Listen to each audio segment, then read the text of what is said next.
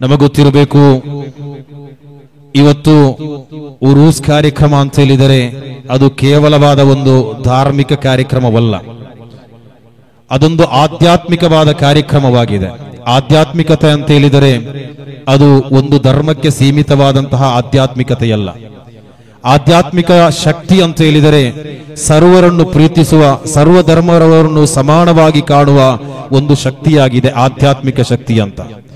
ಎಲ್ಲಾ ಧರ್ಮದವರು ಕೂಡ ಅವರವರ ಧರ್ಮಗುರುಗಳು, ಅವರ ಪವಾಡ ಪುರುಷರ ಕುರಿತು ಅವರು ಬೇಕಾದ ರೀತಿಯಲ್ಲಿ ಒಂದು ಆಧ್ಯಾತ್ಮಿಕವಾದ ಗೌರವವನ್ನು ಕೊಡುವಾಗ, ಇಸ್ಲಾಂ, ಪರಿಶುದ್ಧವಾದ ಇಸ್ಲಾಂ ಮನುಷ್ಯನಿಗೆ ಅತ್ಯಂತ ಘನತೆ ಇರುವ ವ್ಯಕ್ತಿಯಾಗಿ ಕುರ್ಆನ್ ತಿಳಿಸಿದ ಮನುಷ್ಯ ಸಮೂಹದ ಅಥವಾ ಮನುಷ್ಯನ ಆತ್ಮ ಮತ್ತು ಮನುಷ್ಯದ ಶರೀರಕ್ಕೆ ಅತ್ಯಂತ ದೊಡ್ಡ ಗೌರವವನ್ನು ನೀಡಿದ ಇಸ್ಲಾಂ ಈ ರೀತಿಯ ಆಧ್ಯಾತ್ಮಿಕ ಕಾರ್ಯಕ್ರಮದ ಮೂಲಕ ಮನುಷ್ಯನ ಗೌರವವನ್ನು, ಮನುಷ್ಯನ ಆತ್ಮದ ಗೌರವವನ್ನು, ಮನುಷ್ಯನ ಶರೀರದ ಗೌರವವನ್ನು, ಮನುಷ್ಯನ ಪ್ರತಿಯೊಂದು ವಿಷಯದಲ್ಲೂ ಕೂಡ ಗೌರವವಿರುವ, ಮಾನವೀಯತೆ ಇರುವ ಒಂದು ಸಂದೇಶವನ್ನು ಎಲ್ಲಾ ಕಾಲದಲ್ಲೂ ಕೂಡ ಇಸ್ಲಾಂ ನೆನಪಿಸುತ್ತಾ ಬಂದಿದೆ.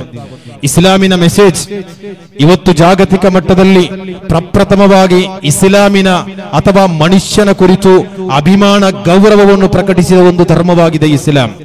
ಅದು ಕಿಯಾಮತ್ ದಿವಸದವರೆಗೂ ಕೂಡ ಇಸ್ಲಾಂ ಒಂದು ಮನುಷ್ಯನಿಗೆ ನೀಡುವಂತಹ ಗೌರವ ಮತ್ತು ಅಭಿಮಾನವನ್ನು ಎಲ್ಲಾ ಸಮಯದಲ್ಲೂ ಕೂಡ ನಮ್ಮ ನಾಯಕರು ಪದೇ ಪದೇ ನೆನಪಿಸ್ತಾ ಇದ್ದಾರೆ. ಯಾಕಂತ ಹೇಳಿದರೆ ಯಾವುದೇ ಒಂದು ಕ್ಷುಲ್ಲಕ ಕಾರಣಕ್ಕಾಗಿ ಮನುಷ್ಯನ ಜೀವನದ ಮೇಲೆ, ಮನುಷ್ಯನ ಶರೀರದ ಮೇಲೆ, ಮನುಷ್ಯನ ರಕ್ತದ ಮೇಲೆ, ಮನುಷ್ಯನ ಪ್ರಾಣದ ಮೇಲೆ ಯಾರೂ ಕೂಡ ಚೆಲ್ಲಾಟವಾಡಬಾರದು ಎಂಬುದಾಗಿದೆ ಇಸ್ಲಾಮಿನ ಸಂದೇಶ. ಒಮ್ಮೆಯೂ ಕೂಡ ಪರಸ್ಪರ ಕಚ್ಚಾಡುವುದಕ್ಕಾಗಿ ಮನುಷ್ಯನನ್ನು ಇಲ್ಲಿ ಸೃಷ್ಟಿ ಮಾಡಿಲ್ಲ. ಎಲ್ಲಾ ಧರ್ಮವೂ ಕೂಡ ಮನುಷ್ಯನನ್ನು ಗೌರವಿಸಬೇಕು ಎಂಬುದು ಪ್ರತಿಯೊಂದು ಧರ್ಮದ ಆಶಯ ಮತ್ತು ಸಂದೇಶಗಳಾಗಿದೆ. ಆ ಅರ್ಥದಲ್ಲಿ ಇಸ್ಲಾಂ ನೀಡುವಂತಹ ಸಂದೇಶಗಳು ಇವತ್ತು ನಾವು ಕೇವಲ ಉರೂಸ್ ಕಾರ್ಯಕ್ರಮದ ಮೂಲಕ ಸಾವಿರಾರು ಜನರನ್ನು ಒಗ್ಗೂಡಿಸುವುದು ಮಾತ್ರವಲ್ಲ, ಸಾರ್ವಜನಿಕವಾಗಿ ಇಂತಹ ಕಾರ್ಯಕ್ರಮದಲ್ಲಿ ಇಸ್ಲಾಮಿನ ಸಂದೇಶವನ್ನು ವ್ಯಕ್ತವಾಗಿ ನಾವು ಹೇಳ್ತಾ ಇದ್ದೇವೆ. ಜಾಗತಿಕ ಮಟ್ಟದಲ್ಲಿ ಶಾಂತಿಯ ಧರ್ಮ ಯಾವುದು ಅಂತ ಕೇಳಿದರೆ ಅದು ಇಸ್ಲಾಂ ಆಗಿದೆ. ಜಾಗತಿಕ ಮಟ್ಟದಲ್ಲಿ ಕಾರುಣ್ಯದ ಧರ್ಮ ಯಾವುದು ಅಂತ ಕೇಳಿದರೆ ಅದು ಇಸ್ಲಾಂ ಆಗಿದೆ. ಮಾನವೀಯ ಧರ್ಮ ಯಾವುದು ಅಂತ ಕೇಳಿದರೆ ಅದು ಇಸ್ಲಾಂ ಆಗಿದೆ. ಎಲ್ಲಾ ಅರ್ಥದಲ್ಲೂ ಕೂಡ ಇವತ್ತು ಜಗತ್ತಿನ ಸರ್ವ ಸಮಸ್ಯೆಗಳಿಗೂ ಕೂಡ ಪರಿಹಾರದ ಸಂದೇಶವಿರುವ ಒಂದು ಧರ್ಮವಾಗಿರುವ ಇಸ್ಲಾಂ ಒಮ್ಮೆಯೂ ಕೂಡ ಇನ್ನೊಬ್ಬ ಮನುಷ್ಯನನ್ನು ಆಕ್ರಮಿಸುವುದಿಲ್ಲ, ಕೊಲೆ ಮಾಡುವುದಿಲ್ಲ, ಹಲ್ಲೆ ಮಾಡುವುದಿಲ್ಲ. ಅದು ಇಸ್ಲಾಮಿನ ಯಾವುದೇ ಒಂದು ಮೂಲಭೂತ ತತ್ವಗಳಿಲ್ಲ. ಅದನ್ನು ಸಂಪೂರ್ಣವಾಗಿ ವಿರೋಧಿಸಿದ ಇಸ್ಲಾಂ ಇಂತಹ ಧಾರ್ಮಿಕ ಕಾರ್ಯಕ್ರಮಗಳ ಮೂಲಕ ನಾವು ಸಂಪೂರ್ಣವಾಗಿ ಇವತ್ತು ಜಗತ್ತಿನ ಪ್ರತಿಯೊಂದು ಜನರಿಗೂ ಕೂಡ ಇಸ್ಲಾಮಿನ ಮೆಸೇಜ್ ಅನ್ನು ತಲುಪಿಸುವಂತಹ ಪ್ರಯತ್ನ ನಾವು ಮಾಡುತ್ತಾ ಇದ್ದೇವೆ. ಆ ಪ್ರಯತ್ನದ ಮುಂಚೂಣಿಯಲ್ಲಿ ನಿಲ್ಲುವವರು ಇಸ್ಲಾಮಿನ ಮುಸ್ಲಿಂ ವಿದ್ವಾಂಸರಾಗಿದ್ದಾರೆ. ಇಲ್ಲಿ ಇಸ್ಲಾಮಿನ ಕುರಿತು, ಇಸ್ಲಾಮಿನ ಆಶಯದ ಕುರಿತು, ಇಸ್ಲಾಮಿನ ನಿಲುವುಗಳ ಕುರಿತು, ಇಸ್ಲಾಮಿನ ಶಿಷ್ಟಾಚಾರಗಳ ಕುರಿತು ಯಾವುದೇ ಸಾಮಾಜಿಕ ಮುಖಂಡರುಗಳು, ರಾಜಕೀಯ ಮುಖಂಡರುಗಳು ನಿಲುವು ಪ್ರಕಟಿಸಬೇಕಾದ ಅವಶ್ಯಕತೆ ಇಲ್ಲ.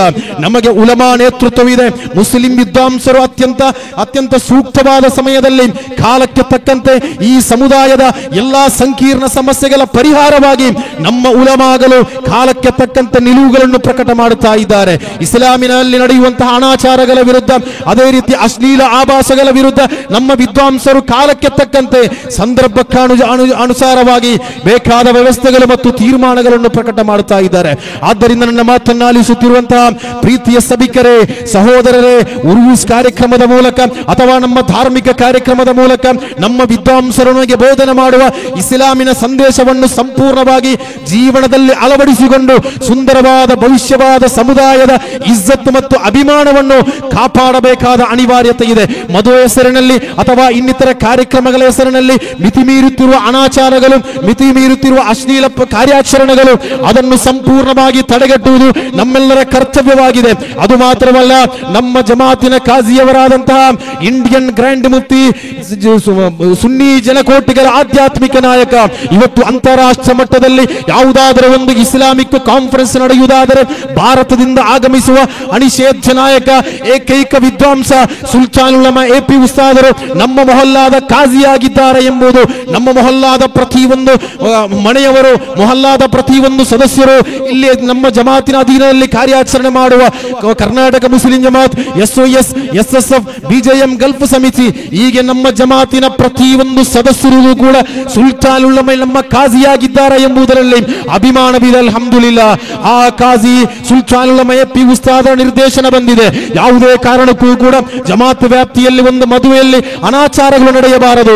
ಅದರ ವಿರುದ್ಧ ಜಾಗೃತಿ ಮೂಡಿಸಬೇಕಾದ ಅನಿವಾರ್ಯತೆ ಇಲ್ಲಿನ ಹಿರಿಯ ವ್ಯಕ್ತಿಗಳ ಮೇಲೆಗಿದೆ, ನಮ್ಮೆಲ್ಲರ ಮೇಲೆಗಿದೆ. ಪ್ರತಿಯೊಂದು ಮೊಹಲ್ಲಾಗಳಲ್ಲೂ ಕೂಡ ಸಂಪೂರ್ಣವಾಗಿ ಇಸ್ಲಾಂ ಅನ್ನು ತ್ಯಜಿಸಿಕೊಂಡು ಅನಿಸ್ಲಾಮಿಕವಾದ ಚಟುವಟಿಕೆಗಳಿಗೆ ನೇತೃತ್ವ ನೀಡುತ್ತಿರುವಂತಹ ಕೆಲವೊಂದು ಘಟನೆಗಳು ನಾವು ನೋಡ್ತಾ ಇದ್ದೇವೆ. ಪ್ರೀತಿಯ ಸಹೋದರರೇ, ಈ ಜಾಗತಿಕ ಮಟ್ಟದಲ್ಲಿ ಎಲ್ಲಾ ಸಮುದಾಯದ ಮಧ್ಯೆ ಬಹಳ ಅಭಿಮಾನದಿಂದ ಇಜ್ಜತ್ತಿನಿಂದ ನಮ್ಮ ಶಕ್ತಿಯನ್ನು ಪ್ರದರ್ಶನ ಮಾಡಬೇಕಾದ ಸಮಯದಲ್ಲಿ ಇಸ್ಲಾಮನ್ನು ಸಂಪೂರ್ಣವಾಗಿ ನಾಶ ಮಾಡುವಂತಹ ಅನಾಚಾರಗಳಲ್ಲಿ ತೊಡಗಿಕೊಳ್ಳಬಾರದು.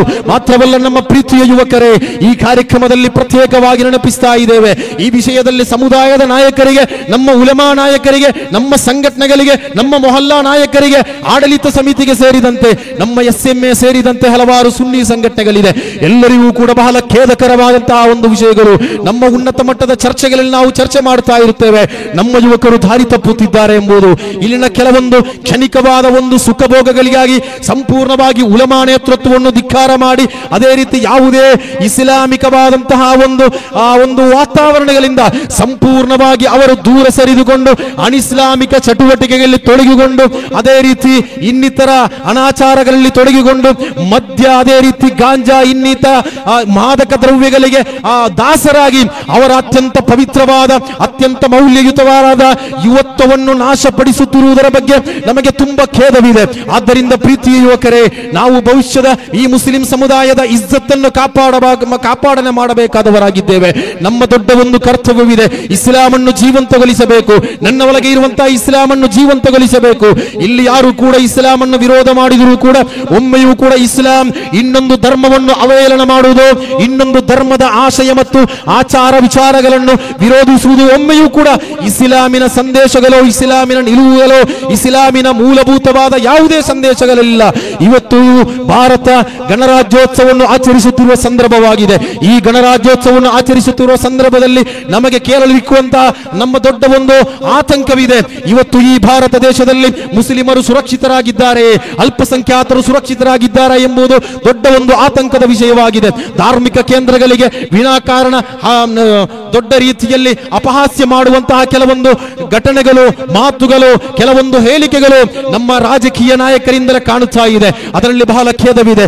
ಈ ಭಾರತ ದೇಶವೆಂಬುದು ಸುಂದರವಾದ ಒಂದು ದೇಶವಾಗಿದೆ. ಹಲವು ಧರ್ಮಗಳು, ಹಲವು ಜಾತಿಗಳು, ಹಲವು ಪಂಗಡಗಳು, ಹಲವು ಭಾಷೆಗಳು, ಹಲವು ವರ್ಣನೆಗಳು, ಅದೇ ರೀತಿ ವಿವಿಧತೆಯಲ್ಲಿ ಏಕತೆಯನ್ನು ಸಾರಿದಂತಹ ಒಂದು ಹೂದೋಟದಲ್ಲಿ ಇರುವ ಹಲವು ಪುಷ್ಪಗಳಂತೆ ಹಲವು ಧರ್ಮಗಳಿಗೆ ಸಂಪೂರ್ಣವಾಗಿ ಸ್ವಾತಂತ್ರ್ಯವಿರುವ ಈ ದೇಶದಲ್ಲಿ ಮುಸ್ಲಿಮರನ್ನು, ಅಲ್ಪಸಂಖ್ಯಾತರನ್ನು, ಮುಸ್ಲಿಂ ಧಾರ್ಮಿಕ ಕೇಂದ್ರಗಳನ್ನು ಗುರಿಯಾಗಿಟ್ಟುಕೊಂಡು ಹೇಳಿಕೆ ನೀಡುವುದನ್ನು ನಾವು ಸಂಪೂರ್ಣವಾಗಿ ವಿರೋಧ ಮಾಡುತ್ತೇವೆ. ಯಾಕಂತ ಹೇಳಿದರೆ ಈ ಭಾರತ ದೇಶದಲ್ಲಿ ಒಮ್ಮೆಯೂ ಕೂಡ ಒಂದು ಕೋಮು ದ್ವೇಷದ ಮೂಲಕ ಒಂದು ಶಾಂತಿಯನ್ನು ಕಾಪಾಡನೆ ಮಾಡಲು ನಮಗೆ ಸಾಧ್ಯವಾಗುವುದಿಲ್ಲ. ಇಸ್ಲಾಂ ಆ ರೀತಿಯ ಒಂದು ಪರಂಪರೆ ಇರುವಂತಹ ಒಂದು ಧರ್ಮವಲ್ಲ. ಇಲ್ಲಿ ಶಾಂತಿಯ ಮೂಲಕ, ಸಹಬಾಳ್ವೆಯ ಮೂಲಕ, ಅನ್ಯೋನ್ಯತೆಯ ಮೂಲಕ ಎಲ್ಲರನ್ನೂ ಕೂಡ ಸಮಾನವಾಗಿ ಗೌರವಿಸಲು ಕಲಿಸಿದ ಇಸ್ಲಾಮಿನ ಕುರಿತು ಅಪಪ್ರಚಾರಗಳು ಎತ್ತುವುದನ್ನು ನಾವು ಸಂಪೂರ್ಣವಾಗಿ ವಿರೋಧ ಮಾಡುತ್ತಿದ್ದೇವೆ. ಮಾತ್ರವಲ್ಲ, ಎಲ್ಲಾ ಧರ್ಮದವರು ಕೂಡ ಒಗ್ಗಟ್ಟಾಗಿಕೊಂಡು ಇಂತಹ ಧಾರ್ಮಿಕ ಕೇಂದ್ರಗಳ ಮೂಲಕ, ಧಾರ್ಮಿಕ ಕೇಂದ್ರಗಳು ಅಂತ ಹೇಳಿದರೆ ಸಮಾಜದಲ್ಲಿ ಆತಂಕವನ್ನು ಸೃಷ್ಟಿ ಮಾಡುವುದಲ್ಲ, ಅದೊಂದು ಭಯೋತ್ಪಾದನೆಯ ಕೇಂದ್ರವಾಗಬಾರದು. ಎಲ್ಲಾದರೂ ಒಂದು ದೇವಸ್ಥಾನದಲ್ಲಿ ಪೂಜೆ ನಡೆಯಬೇಕಾದರೆ ಅದು ಇನ್ನೊಂದು ಧರ್ಮವನ್ನು ಅವಹೇಳನ ಮಾಡುವುದಲ್ಲ.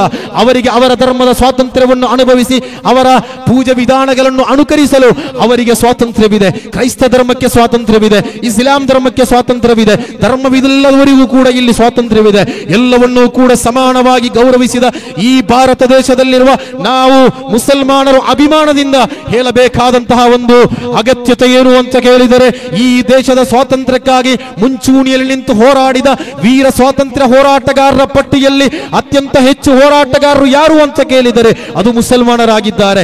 ಈ ಭಾರತ ದೇಶದ ಪ್ರತಿಯೊಂದು ಅಭಿವೃದ್ಧಿ ಕಾರ್ಯಗಳಲ್ಲಿ, ಕೈಗಾರಿಕೆ ಇರಲಿ, ಕೃಷಿ ಇರಲಿ, ಇನ್ನಿತರ ಯಾವುದೇ ವಿಷಯಗಳಲ್ಲಿ ದೇಶದ ಅಭಿವೃದ್ಧಿಯ ಮುಂಚೂಣಿಯ ಸಾಲಿನಲ್ಲಿ ನಿಂತವರು ಮುಸಲ್ಮಾನರಾಗಿದ್ದಾರೆ. ಆದ್ದರಿಂದ ಮುಸಲ್ಮಾನರ ಕುರಿತು ಯಾರೂ ಕೂಡ ವಿನಾಕಾರಣ ಆರೋಪ ಮಾಡಬಾರದು. ನಮ್ಮ ಧಾರ್ಮಿಕ ಕೇಂದ್ರಗಳ ಬಗ್ಗೆ ನೀವು ಅನಗತ್ಯವಾಗಿ ಚರ್ಚೆ ಮಾಡಬಾರದು. ಇವತ್ತು ವಿಧಾನ ಪರಿಷತ್ತಿನಲ್ಲೂ ಲೋಕಸಭೆಯಲ್ಲೂ ಅನಗತ್ಯವಾಗಿ ಇಸ್ಲಾಂ ಧರ್ಮದ ಕುರಿತು ಚರ್ಚೆ ಮಾಡುವುದು ಈ ಸಂವಿಧಾನಕ್ಕೆ ವಿರುದ್ಧವಾಗಿದೆ. ಅದು ಸಂವಿಧಾನದಕ್ಕೆ ಅವಕಾಶ ಕೊಟ್ಟಿಲ್ಲ. ಆದರೆ ಸಂವಿಧಾನವನ್ನೇ ತಿದ್ದುಪಡಿ ಮಾಡುವಂತಹ ಹಂತಕ್ಕೆ ನಮ್ಮ ರಾಜಕೀಯ ಪೊಲಿಟಿಕಲ್ ಪವರ್ ತಲುಪುತ್ತಿದೆ ಅಂತ ಹೇಳಿದರೆ ನಾವೆಲ್ಲರೂ ಕೂಡ ಎಚ್ಚೆತ್ತುಕೊಳ್ಳಬೇಕು. ಯಾಕಂತ ಹೇಳಿದರೆ ಪ್ರಜಾಪ್ರಭುತ್ವದ ಉಳಿವಿಗಾಗಿ ಪ್ರತಿಯೊಂದು ಧಾರ್ಮಿಕ ಕೇಂದ್ರಗಳು ನಡೆಯುವಂತಹ ಕಾರ್ಯಕ್ರಮಗಳಲ್ಲಿ ಧಾರ್ಮಿಕ ನಾಯಕರು ವಾರ್ನಿಂಗ್ ಅನ್ನು ಕೊಡಬೇಕಾಗಿದೆ. ನಮಗೆ ಸುಂದರವಾದ ಈ ದೇಶದ ಪರಂಪರೆಯನ್ನು ಉಳಿಸಬೇಕು. ಇಂತಹ ಧಾರ್ಮಿಕ ಕಾರ್ಯಕ್ರಮಗಳ ಮೂಲಕ, ಉರೂಸ್ ಕಾರ್ಯಕ್ರಮಗಳ ಮೂಲಕ, ಇಸ್ಲಾಮಿಕ್ ಕಾನ್ಫರೆನ್ಸ್ನ ಮೂಲಕ ನಾವು ಸುಂದರವಾದ ಸೌಹಾರ್ದತೆ ಇರುವ ಪರಂಪರೆಯ ಉಳಿವಿಗಾಗಿ ನಿರಂತರವಾಗಿ ಕಾರ್ಯಾಚರಣೆ ಮಾಡಬೇಕು. ಇನ್ಶಾ ಅಲ್ಲಾಹ್ ಧಾರ್ಮಿಕ ಶಕ್ತಿಯ ಮೂಲಕ, ಆಧ್ಯಾತ್ಮಿಕ ಶಕ್ತಿಯ ಮೂಲಕ ಸುಂದರವಾದ ಭವಿಷ್ಯವನ್ನು ನಿರ್ಮಾಣ ಮಾಡಲು ನಮಗೆ ಸಾಧ್ಯವಾಗಬೇಕು ಅಂತ ಈ ಸಮಯದಲ್ಲಿ ಪ್ರತ್ಯೇಕವಾಗಿ ನೆನಪಿಸುತ್ತಾ, ನಮ್ಮ ಈ ಬಾರಿಯ ತುರುಕಲಿಕೆ ಉರೂಸ್ ಕಾರ್ಯಕ್ರಮ 22ನೇ ತಾರೀಕು ನಾವು ಪ್ರಾರಂಭ ಮಾಡಿದ ನಂತರ ಈ ಸಮಾರೋಪದ ಕಾರ್ಯಕ್ರಮದ ತನಕ ಅಲ್ಹಮ್ದುಲಿಲ್ಲಾ ನಮ್ಮ ಜಮಾತಿನ ಆಡಳಿತ ಸಮಿತಿಯ ಅಧ್ಯಕ್ಷರು ಅಯ್ಯೂಬ್ ಟಿಡಿಎಸ್ ಕುದುರು ಅವರ ನೇತೃತ್ವದಲ್ಲಿರುವ ನಮ್ಮ ಜಮಾತ್ ಸಮಿತಿ, ನಮ್ಮ ಕಾರ್ಯದರ್ಶಿಗಳು, ನಮ್ಮ ಉಪಾಧ್ಯಕ್ಷರು, ನಮ್ಮ ಸಮಿತಿಯಲ್ಲಿರುವ ಪ್ರತಿಯೊಂದು ಸದಸ್ಯರು ಒಗ್ಗಟ್ಟಿನಿಂದ ಕಾರ್ಯಾಚರಣೆ ಮಾಡಿ ಯಾರಿಗೂ ಕೂಡ ಯಾವುದೇ ತೊಂದರೆಯಾಗದ ರೀತಿಯಲ್ಲಿ, ಯಾರಿಗೂ ಕೂಡ ಒಂದು ಅಸಮಾಧಾನ ಬರದ ರೀತಿಯಲ್ಲಿ ಸುಲ್ತಾನ್ ಉಲಮ ಕಾಜಿಯಾಗಿರುವ ಈ ಮೊಹಲ್ಲಾದಲ್ಲಿ ಒಗ್ಗಟ್ಟಿನ ಶಕ್ತಿಯಾಗಿ ನಾವು ಕಾರ್ಯಾಚರಣೆ ಮಾಡಿದ್ದೇವೆ. ನಮ್ಮೊಂದಿಗೆ ಸಹಕರಿಸಿದಂತಹ ಇಲ್ಲಿನ ಮುಸ್ಲಿಂ ಜಮಾತಿನ ನಾಯಕರು, ಕಾರ್ಯಕರ್ತರು, ಅದೇ ರೀತಿ SOS ನಾಯಕರು ಮತ್ತು ಕಾರ್ಯಕರ್ತರು, SSF ನಾಯಕರು ಮತ್ತು ಕಾರ್ಯಕರ್ತರು, ಪ್ರತಿಯೊಂದು ಜಮಾತಿನ ಸದಸ್ಯರು, ವಯಸ್ಕರು, ಯುವಕರು, ಮಕ್ಕಳು ಎಲ್ಲರೂ ಕೂಡಿ ಈ ಉರೂಸ್ ಕಾರ್ಯಕ್ರಮಕ್ಕಾಗಿ ಕಳೆದ 1 ತಿಂಗಳಿಂದ ನಿರಂತರವಾಗಿ ಓಡಾಡುತ್ತಿದ್ದಾರೆ, ಕಷ್ಟಪಡುತ್ತಿದ್ದಾರೆ. ಅದಕ್ಕಾಗಿ ನಿರಂತರವಾಗಿ ಆ ಒಂದು ಪ್ರಯತ್ನದಲ್ಲಿ ಮುಂಚೂಣಿಯಲ್ಲಿ ನಿಂತು ಕಾರ್ಯಾಚರಣೆ ಮಾಡಿದ್ದಾರೆ. ಅಲ್ಹಮ್ದುಲಿಲ್ಲಾ, ಅಲ್ಲಾಹು ಅದೆಲ್ಲವನ್ನು ಸ್ವೀಕರಿಸಲಿ ಎಂಬ ಪ್ರಾರ್ಥನೆಯೊಂದಿಗೆ ಎಲ್ಲರಿಗೂ ಕೂಡ ಈ ಉರೂಸ್ ಸಮಾರೋಪ ಸಮಾರಂಭದ ಈ ಸಮಯದಲ್ಲಿ ಅವರನ್ನು ಸ್ಮರಿಸುತ್ತಾ, ಅವರನ್ನು ಅಭಿನಂದಿಸುತ್ತಾ ಪ್ರಾರ್ಥನೆಯಾಗಿ ಅಭಿನಂದನೆಯನ್ನು ಸಲ್ಲಿಸ್ತಾ ಇದ್ದೇವೆ. ಅದೇ ರೀತಿ ಈ ಕಾರ್ಯಕ್ರಮದ ಯಶಸ್ಸಿಗಾಗಿ ಸಹಕರಿಸುವಾಗ ನಮ್ಮ ಜಮಾತ್ ವ್ಯಾಪ್ತಿಯ ಪ್ರತಿಯೊಂದು ಮನೆಯ ಮಹಿಳೆಯರು ಕೂಡ, ಹೆಂಗಸರು ಕೂಡ ನಮಗೆ ಸಹಕಾರ ಮಾಡಿದ್ದಾರೆ. ಇವತ್ತು ಈ ಸಮಾರೋಪ ಕಾರ್ಯಕ್ರಮಕ್ಕೆ ಸರಿಸುಮಾರು 250ರಷ್ಟು ಸ್ವಯಂ ಸೇವಕರು ಇವತ್ತು ಸಂಜೆ 4 ಗಂಟೆಗಿಂದ ಈ ಕಾರ್ಯಕ್ರಮ ಮುಗಿಯುವವರೆಗೆ, ಕೆಲವೊಮ್ಮೆ ಅವರಿಗೆ ಈ ವೇದಿಕೆಯ ಕಾರ್ಯಕ್ರಮ ನೋಡಲು ಸಾಧ್ಯವಾಗುವುದಿಲ್ಲ. ನಮ್ಮ ಮೈದಾನದ ಹೊರಗಡೆ ಸರಿಸುಮಾರು 100ರಷ್ಟು ಸ್ವಯಂ ಸೇವಕರು ಪಾರ್ಕಿಂಗ್ ಇನ್ನಿತರ ವ್ಯವಸ್ಥೆಗಾಗಿ ನಿರಂತರವಾಗಿ ಸೇವೆ ಮಾಡುತ್ತಾ ಇದ್ದಾರೆ. ಅವರೆಲ್ಲರನ್ನೂ ಕೂಡ ನಾವು ಗುರುತಿಸಿ ಪ್ರಾರ್ಥನೆಯಾಗಿ ನಿಮಗೆ ಅಭಿನಂದನೆಯನ್ನು ಸಲ್ಲಿಸ್ತಾ ಇದ್ದೇವೆ. ಅದೇ ರೀತಿ ನಮ್ಮ ಕಾರ್ಯಕ್ರಮದ ಯಶಸ್ಸಿಗೆ ಸಹಕರಿಸಿದ ಸರ್ವರನ್ನು ಕೂಡ ಪ್ರತ್ಯೇಕವಾಗಿ ಸ್ಮರಿಸ್ತಾ ಇದ್ದೇವೆ. ಅದೇ ರೀತಿ ನಮ್ಮ ಜಮಾತಿನ ಅಧೀನದಲ್ಲಿರುವ ಸಿರಾಜುತ್ತುಲಬಾ ನಮ್ಮ ದರ್ಸ್ ವಿದ್ಯಾರ್ಥಿಗಳು ಹೊರತಂದಂತಹ ಒಂದು ಇಶ್ರಾಕ್ ಎಂಬ ಒಂದು ವಿಶೇಷಾಂಕವಿದೆ. ನಿನ್ನೆ ಮದನಿಯ ಮಜ್ಲಿಸ್ನಲ್ಲಿ ನಾವು ಅದನ್ನು ಬಿಡುಗಡೆ ಮಾಡಿದಾಗ ಎಲ್ಲರೂ ಕೂಡ ಬಹಳ ಸಂತೋಷವನ್ನು ಪ್ರಕಟ ಮಾಡಿದರು. ಬಹುಮಾನ್ಯರಾದ ಜುನೈದ್ ಸಕಾಫಿ ಉಸ್ತಾದರ ನೇತೃತ್ವದಲ್ಲಿರುವ ಅತ್ಯಂತ ಶಿಸ್ತುಬದ್ಧವಾದ ದರ್ಸ್, ಧಾರ್ಮಿಕ ವಿದ್ಯಾಭ್ಯಾಸವನ್ನು ಎಲ್ಲಾ ಅರ್ಥದಲ್ಲೂ ಕೂಡ ಅವರಿಗೆ ಬೇಕಾದ ಮೂಲಭೂತ ಸೌಕರ್ಯಗಳು ನೀಡಿ ಆ ಮಕ್ಕಳನ್ನು ನಮ್ಮ ಜಮಾತು ಪೋಷಣೆ ಮಾಡುತ್ತಾ ಇದೆ. ಅದಕ್ಕಾಗಿ ಹಲವಾರು ಮನೆಯವರು ಆ ಮಕ್ಕಳನ್ನು ಸ್ವಂತ ಮಕ್ಕಳಂತೆ ಊಟೋಪಚಾರ ನೀಡಿ ಅವರಿಗೆ ಪೋಷಣೆ ನೀಡುತ್ತಾ ಇದ್ದಾರೆ. ಆ ಮಕ್ಕಳು ಹೊರತಂದಂತಹ ಇಶ್ರಾಕ್ ಎಂಬ ಒಂದು ವಿಶೇಷಾಂಕ ಇಲ್ಲಿದೆ. ಆ ವಿಶೇಷಾಂಕ ನಿಮ್ಮ ಕೈಗೆ ತಲುಪುವಾಗ ಕನಿಷ್ಠ 50 ರೂಪಾಯಿ ಅಥವಾ ತಮ್ಮ ಕೈಯಲ್ಲಿರುವ ಕನಿಷ್ಠ ಅಥವಾ ಗರಿಷ್ಠ ಎಷ್ಟು ಸಂಭಾವನೆಯಾದರೂ ಎಲ್ಲರೂ ಕೂಡ ಅದನ್ನು ಪಡೆದುಕೊಂಡು ಆ ದರ್ಸ್ ವಿದ್ಯಾರ್ಥಿಗಳ ಪ್ರಯತ್ನಕ್ಕೆ ನಾವೊಂದು ಬೆಂಬಲವಾಗಿ ನಿಲ್ಲಬೇಕಾಗಿದೆ. ಅದಕ್ಕಾಗಿ ಪ್ರತ್ಯೇಕವಾಗಿ ನೆನಪಿಸುತ್ತಾ ನಮ್ಮ ಈ ಕಾರ್ಯಕ್ರಮದ ಯಶಸ್ವಿಗಾಗಿ ಸಹಕರಿಸಿದ ಸ್ಥಳೀಯ ಮುಸ್ಲಿಂ ಜಮಾತಿನ ನಾಯಕರು, ಅದೇ ರೀತಿ SOS SSF ಎಲ್ಲ ನಾಯಕರು ಎಲ್ಲರನ್ನೂ ಕೂಡ ಮತ್ತೊಮ್ಮೆ ಸ್ವಾಗತಿಸುತ್ತಾ ನಮ್ಮ ಈ ಕಾರ್ಯಕ್ರಮದ ಯಶಸ್ವಿಗಾಗಿ ಅನುಮತಿಗಾಗಿ ನಾವು ಮಂಗಳೂರು DC ಆಫೀಸಿಗೆ ನಾವು ಸಂಪರ್ಕ ಮಾಡಿದಾಗ 4 ತಾಲೂಕು ವ್ಯಾಪ್ತಿಯ ಎಲ್ಲ ಪೊಲೀಸ್ ಸ್ಟೇಷನ್ಗಳಿಂದ ಒಂದೇ ಬಾರಿ ನಮಗೆ ಅನುಮತಿ ಕೊಟ್ಟು ಸಹಕರಿಸಿದ್ದಾರೆ. ಇವತ್ತು ನಮ್ಮ ಈ ಮಸೀದಿ ಪುಂಜಲಕಟ್ಟ ಸ್ಟೇಷನ್ ವ್ಯಾಪ್ತಿಯಲ್ಲಿ ಬರುವುದರಿಂದ ಅಲ್ಲಿನ ಹಲವಾರು ಪೊಲೀಸ್ ಸಿಬ್ಬಂದಿಗಳು ನಮ್ಮೊಟ್ಟಿಗೆ ಬಂದಿದ್ದಾರೆ.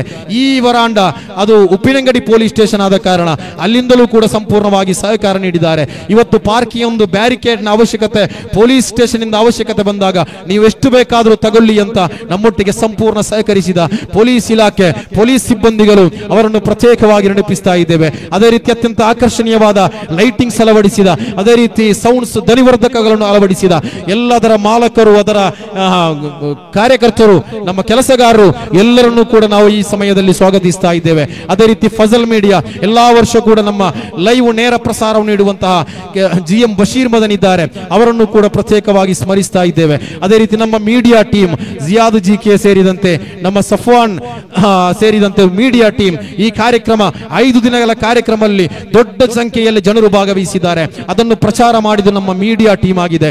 ಅವರನ್ನು ಕೂಡ ಈ ಸಮಯದಲ್ಲಿ ಸ್ವಾಗತಿಸುತ್ತಾ ವೇದಿಕೆಯಲ್ಲಿರುವ ಎಲ್ಲರನ್ನೂ ಕೂಡ ಯಾರಾದರೂ ನಮ್ಮ ವೇದಿಕೆಯಲ್ಲಿ ಬಿಟ್ಟು ಹೋಗಿದ್ದರೆ ಪ್ರತ್ಯೇಕವಾಗಿ ಹೆಸರು ಹೇಳಲು ಸಮಯವಿಲ್ಲದ ಕಾರಣ ವೇದಿಕೆಯಲ್ಲಿರುವ ಎಲ್ಲ ನಾಯಕರು, ನಮ್ಮ ಪರಿಸರ ವ್ಯಾಪ್ತಿಯ ಸುನ್ನಿ ಸಂಘಟನೆಗಳ ನಾಯಕರು, ಅದೇ ರೀತಿ ಪರಿಸರ ವ್ಯಾಪ್ತಿಯ ಮೊಹಲ್ಲಾದ ಖತೀಬರು, ಅದೇ ರೀತಿ ಅಧ್ಯಕ್ಷರು ಸೇರಿದಂತೆ ಎಲ್ಲರನ್ನೂ ಕೂಡ ಪ್ರತ್ಯೇಕವಾಗಿ ಈ ಸಮಯದಲ್ಲಿ ಸ್ವಾಗತಿಸುತ್ತಾ ಇನ್ಶಾ ಅಲ್ಲಾ ನನ್ನ ಸ್ವಾಗತ ಭಾಷಣವನ್ನು ಕೊನೆಗೊಳಿಸ್ತಾ